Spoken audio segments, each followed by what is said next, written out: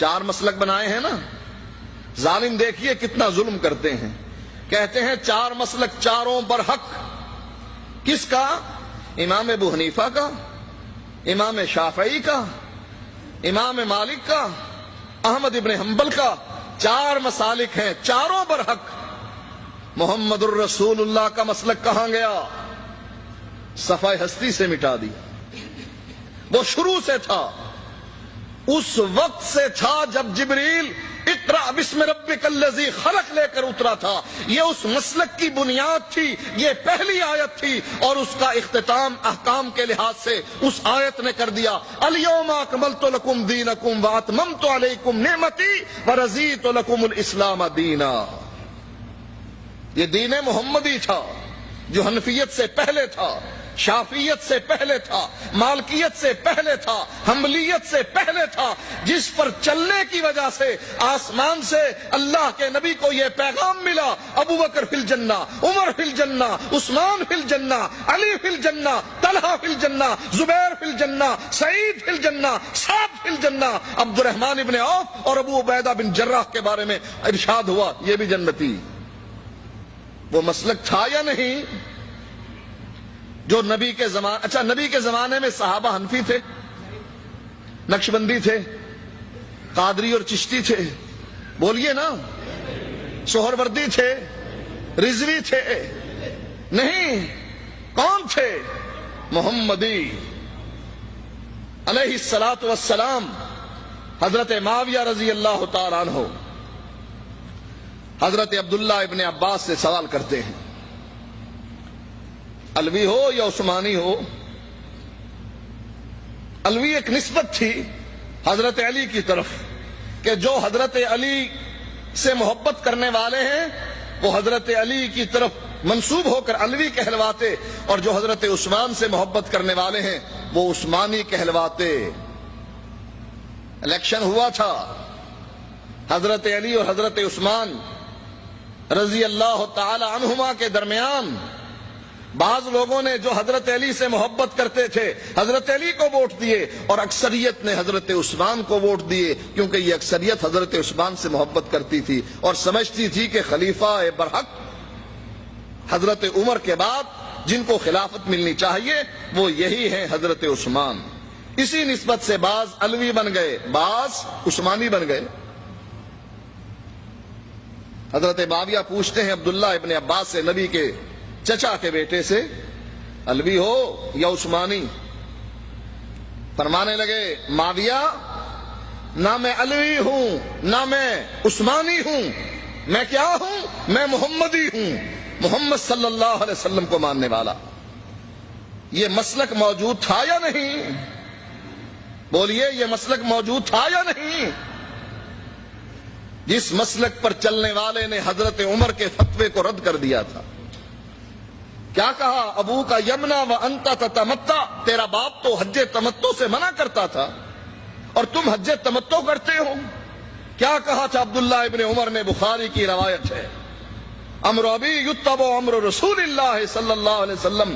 مجھے بتاؤ میرے باپ کی بات چلے گی یا محمد الرسول اللہ کی چلے گی؟ اس کا معنی یہ ہے کہ صحابہ کے زمانے میں یہ مسلک موجود تھا، تابعین کے زمانے میں یہ مسلک موجود تھا.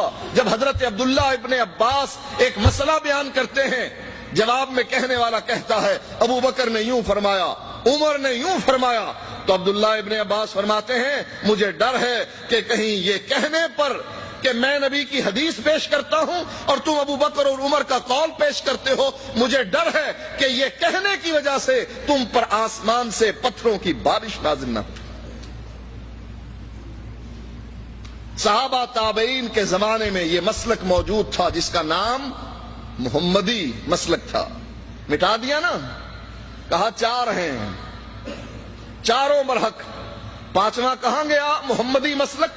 کہا نہیں، حرم میں 4 مصلے بچھائے گئے تھے نا، کہ یہ حنفیوں کا، شافیوں کا، مالکیوں کا، حنبلیوں کا 4 مصلے بچھائے گئے. 5واں کہاں گیا؟ کہا نہیں، اس کو مٹا دو صفحہ ہستی سے. تم اس کو مٹانا چاہتے ہو، اور رب فرماتا ہے وَرَفَعْنَا لَكَ ذِكْرَكَ، ہم تیرے ذکر کو بلند کرتے رہیں گے جہاں اشہد اللہ الہ الا اللہ آئے گا وہاں اشہد ان محمد رسول اللہ بھی آئے گا۔ دنیا مٹانا چاہے یہ مسلک مٹ نہیں سکتا۔ اللہ کے نبی فرماتے ہیں لا تزال طائفۃ من امتی، میری امت میں سے ایک گروہ ہمیشہ حق پر رہے گا۔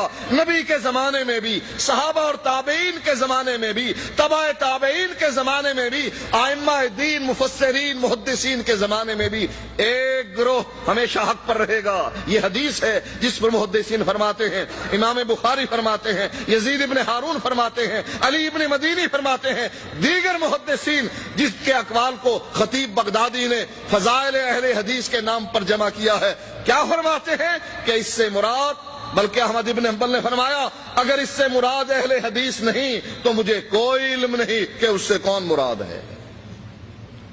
یہ مسلک اس وقت بھی موجود تھا جب قرآن اترا، اور اس وقت بھی موجود رہے گا جب عیسیٰ علیہ السلام اتریں گے، جب قیامت آئے گی، اس وقت بھی یہ مسلک اسی طرح زندہ رہے گا۔ اور آپ جیسے اس مسلک کو زندہ کر رہے ہیں، اس زمانے میں بھی لوگ اس مسلک کو زندہ کرتے رہیں۔ ہمارے مسلک کی سچائی قرآن کے پاروں میں بکھری پڑی ہے۔ کیا فرماتا ہے اللہ تعالی؟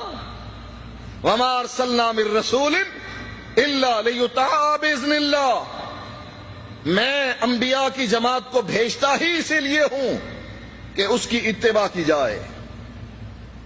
یہی آیت امام ابو حنیفہ رحمۃ اللہ علیہ کے بارے میں بھی آئی ہے نا کہ ہم نے 4 امام بنائے ہیں اور چاروں کے بارے میں ہم گارنٹی دیتے ہیں کہ جو جو ان کی اتباع کرے گا وہ جنت میں جائے گا۔ جس نے ہمارے امام کی، ہمارے مسلک کی اتباع کی، اس کے بارے میں آپ نے سن لیا کہ وہ جنتی ہیں۔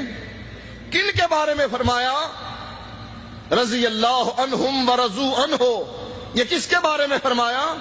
صحابہ کے بارے میں، جنہوں نے اللہ کے نبی کی اتباع کی، نبی کی زبان سے یہ بات سنی من اطاعنی دخل الجنہ، جو میرے پیچھے چلا وہ جنت میں پہنچا، ومن عصانی فقد ابا، اور جس نے میری نافرمانی کی، میرے راستے کو چھوڑ دیا، وہ جہنم میں پہنچا۔ کوئی شک ہے اس کے بارے میں کہ صحابہ جنتی نہیں؟ کیا خیال ہے آپ کا؟ صحابہ جنتی ہے کہ نہیں؟ کس وجہ سے؟ اس حدیث کی مصداق بن کر کہ اللہ کے نبی فرماتے ہیں من اطاعنی، کالے رنگ کا آئے وہ بھی میری اتباع کرے، گورے رنگ کا آئے بلال حبشی آئے تب بھی، صہیب رومی آئے تب بھی، کوئی قریشی آئے تب بھی، کوئی یہودی عیسائی آئے تب بھی، اللہ کے نبی فرماتے ہیں من اطاعنی دخل الجنہ۔